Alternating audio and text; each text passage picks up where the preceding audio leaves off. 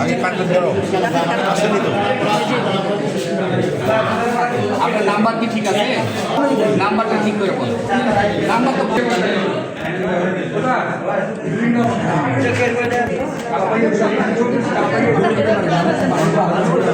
মাছ করে দিয়ে দেন।